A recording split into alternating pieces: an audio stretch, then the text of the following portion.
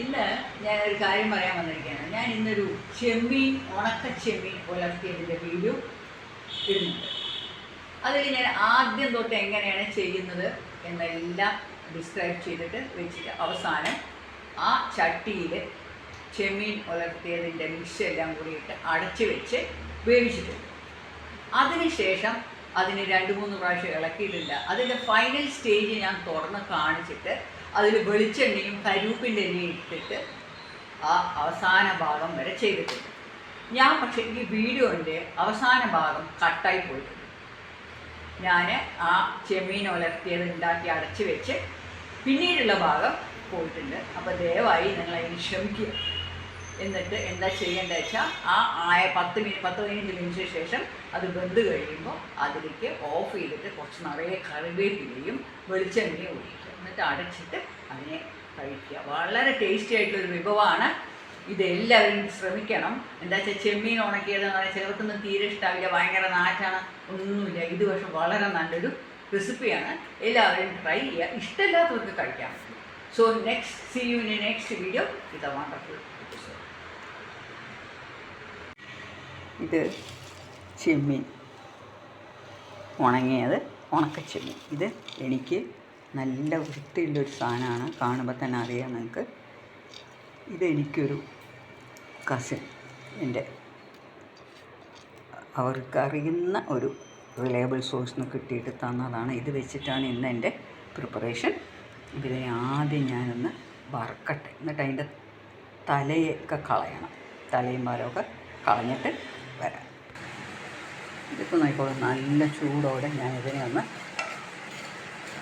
ചൂടാക്കി എടുക്കും. ചൂടാക്കുക എന്ന് പറഞ്ഞാൽ ഒന്ന് റോസ്റ്റ് ചെയ്യുക.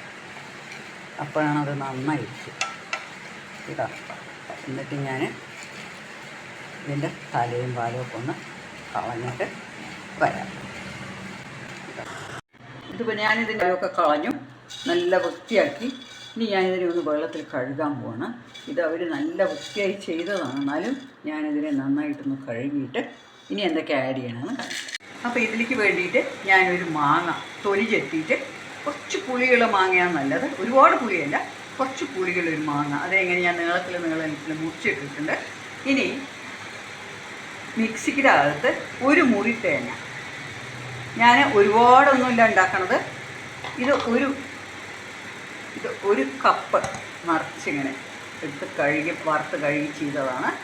അപ്പോൾ ഇതിലേക്ക് ഞാൻ ഒരു മുറി തേങ്ങ, പിന്നെ ഒരു 6 ചെറിയ ഉള്ളി, ഒരു 1/2 ടീസ്പൂൺ മഞ്ഞൾപ്പൊടി,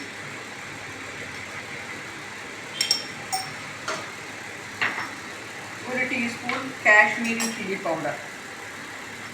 നിങ്ങൾക്ക് നല്ല എരിവ് വേണമെങ്കിൽ ചേർക്കാം. ഞാൻ ഇതിൻ്റെ കൂടെ പച്ചമുളക് ആഡ് ചെയ്യുന്നതുകൊണ്ടാണ് ഇത് മാത്രം ചേർക്കുന്നത്. പിന്നെ മല്ലിപ്പൊടി,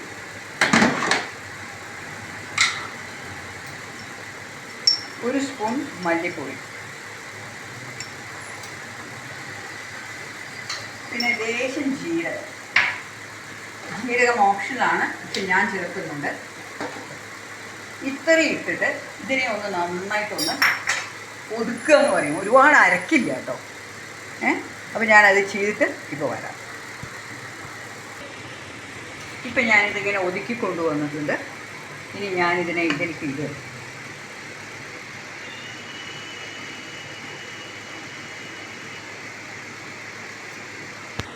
ഇപ്പോൾ ഈ തേങ്ങ ഞാനിതിലേക്ക് ചതച്ചത് ഇട്ടു. ഇനി 2 പച്ചമുളക്, അവരവരുടെ എരിവിനനുസരിച്ച് ഇതൊക്കെ കീറിയിടാം.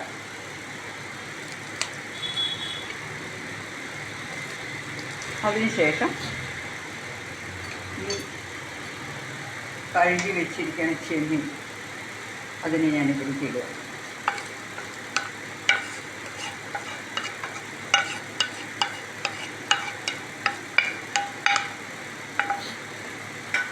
എന്നിട്ട് പാകത്തിന് ഉപ്പ്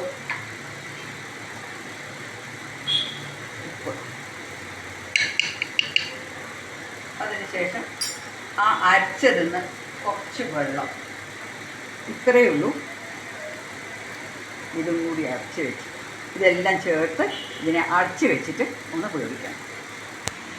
ഇപ്പോൾ ഇത് ഞാൻ ഗ്യാസ് അടുപ്പിലേക്ക് വെച്ചു, കത്തിച്ചിട്ടുണ്ട്. എന്നിട്ട് അടച്ചിട്ട് നമ്മളിതിനെ ഒരു 10-15 മിനിറ്റ് വേവിക്കും. അതിൻ്റെ ഇടയിൽ ഇടയ്ക്കൊന്ന് തുറന്ന് ഇതിനെ ഒന്ന് ഇളക്കണം.